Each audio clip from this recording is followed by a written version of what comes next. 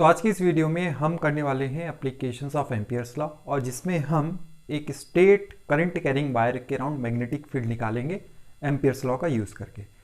इससे पहले भी हमने स्टेट वायर के अराउंड मैग्नेटिक फील्ड निकाली है, पर उसमें हमने बायोट-सेवर्ट लॉ का यूज़ किया है, और इसमें हम एप्लीकेशन है जो कि हमारा एम्पियर्स लॉ का, तो उसके थ्रू हम निकालेंगे मैग्नेटिक फील्ड। चलिए देखते हैं कैसे हम इसको निकालेंगे। It's a very easy problem.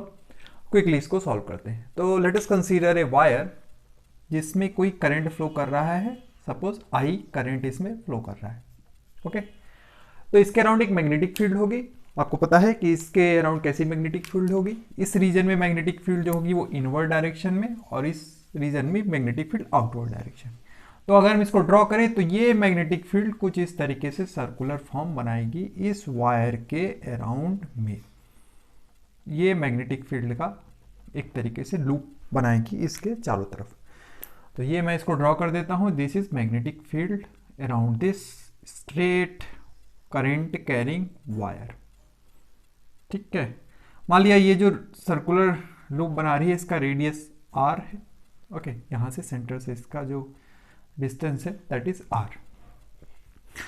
तो ये वायर के अराउंड हमें मैग्नेटिक फील्ड है। मैग्नेटिक फील्ड का डायरेक्शन कैसा होगा, जैसे कि अभी दिखाया हमने। यहाँ पे मैग्नेटिक फील्ड कैसी है, इनवर्ड डायरेक्शन में। ओके, और यहाँ पे आउटवर्ड डायरेक्शन में। तो ये कुछ मैग्नेटिक फील्ड आपको इस तरीके से देखने को मिलेगी सर्कुलर फॉर्म में। यहाँ से ये इस तरीके से जा रही है एंटी क्लॉकवाइज डायरेक्शन में। ओके, क्योंकि वायर है, इसमें जो करंट है वो अपवर्ड डायरेक्शन में जा रहा है। तो ये थोड़ा सा इसकी ज्योमेट्री के बारे में बात हो गई। अब हम लगाएंगे इस पे एम्पियर्स लॉ। तो एम्पियर्स लॉ क्या कहता है कि अगर मैग्नेटिक फील्ड को हम इंटीग्रेट कर दें ओवर ए क्लोज कर्व और लूप, तो वो टोटल वैल्यू जो होगी वो करंट टाइम्स म्यू नॉट के बराबर होगी।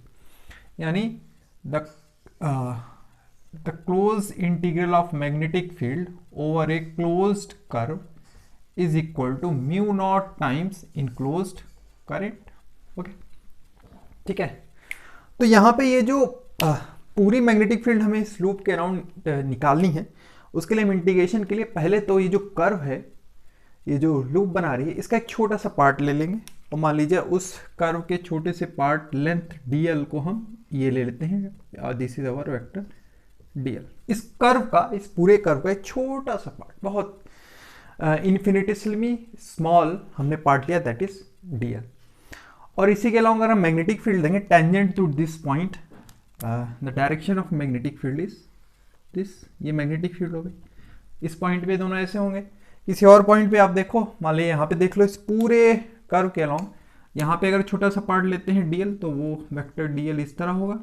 और यहीं पे जो मैग्नेटिक फील्ड होगी उसका डायरेक्शन कैसा होगा, they are basically parallel at all the point. यहाँ पे मैग्नेटिक फील्ड और ये दोनों कुछ इस तरीके से होंगे। यहाँ पे देखें तो dl और मैग्नेटिक फील्ड ये भी पैरेलल। किसी भी पॉइंट पे देख लो b और dl यहाँ पे भी पैरेलल। तो ये दोनों एक दूसरे के होंगे पैरेलल। तो यहाँ पे अगर आप देखें, इसका आप लेफ्ट हैंड साइड लें तो वो क्या मिलेगा, that is B D L. Angle इन दोनों के बीच 0 डिग्री।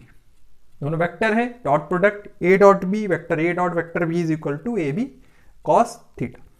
कॉस 0 हो गया हमारा 1, तो ये वैल्यू हमें क्या देगा, this is equal to the closed integral of B dot B D L. तो ये बी डी एल की वैल्यू क्या होगी, तो बी तो हमारा कांस्टेंट है। क्यों, क्योंकि जो रेडियस है यहाँ से वो फिक्स वैल्यू है, R R R R R. तो यहाँ पे चारों तरफ by symmetry it's constant at every point of this loop. Magnetic field तो कांस्टेंट होगी। ठीक, इसके किसी और डिस्टेंस पॉइंट पे जाएंगे, मान लीजिए आर है तो R1 पे जाए, तो इन दोनों के बीच तो कुछ डिफरेंस होगा, पर इस पर्टिकुलर सर्कल में मैग्नेटिक फील्ड का वैल्यू कांस्टेंट होगा। तो इंटीग्रेशन क्या बचा, dl का। ठीक, अब dl को देखो, मान लीजिए थोड़ा सा हम पार्ट ले लेते हैं। ये मान लीजिए हमारा कर्व है, थोड़ा सा dl, छोटा सा dl, और ये सेंटर से r, ये r, और ये एंगल मान लीजिए फाई चले हम, थोड़ा सा d फाई, और ये dl। तो यहाँ से हमको dl क्या मिल गया, dl equal to r d phi. तो dl is equal to b times r d phi. Again r is our constant, और फाई जो है वो कहाँ से कहाँ तक जा रहा है, ध्यान से देखें। फाई जा रहा है 0 to 2 पाई, 0 to 2 पाई। ठीक है, ये फॉर्मूला हमने सिंपल एंगल आर्क और रेडियस के बीच लगाया। आर डी फाई इसको इंटीग्रेट करते हैं, आर तो कांस्टेंट ही है, तो B into R integral of D phi, ये 0 टू 2 पाई, यहाँ पे भी लगा देते हैं 0 टू 2 पाई, तो ये आ गया b इंटू 2 पाई आर, जो कि है इस सर्कल का सरकमफ्रेंस।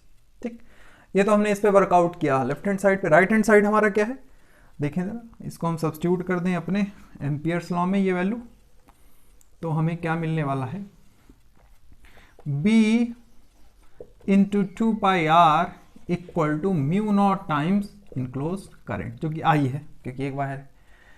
तो यहां से b क्या मिल गया, that is mu naught I upon 2 pi R, this is your magnetic field. Expression है मैग्नेटिक फील्ड का, बायोट-सेवर्ट लॉ से भी यही निकाला था, एम्पियर्स लॉ से और इजी फॉर्म में आ गया।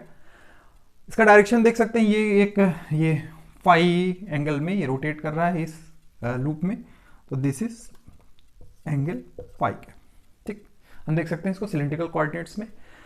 तो ये वाला जो प्लेन है दैट इज फिक्स, ये फाई प्लेन है जिस पे ये मैग्नेटिक फील्ड हम निकाल रहे हैं इस वायर का।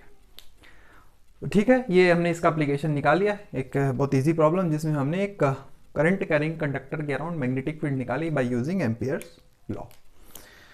तो ये एक एम्पियर लॉ पे हमने एक प्रॉब्लम सॉल्व की। इस पे एक और इंपॉर्टेंट प्रॉब्लम है जिसमें हम सरफेस पे करंट अगर फ्लो कर रहा है किसी शीट पे, उस शीट पे करंट के फ्लो की वजह से मैग्नेटिक फील्ड क्या होगी, दैट्स वेरी इंटरेस्टिंग प्रॉब्लम, जो कि हम करने वाले हैं अगले वीडियो में, तो जो कि नेक्स्ट वीडियो इसी सीरीज में आएगा, देख सकते हैं आप।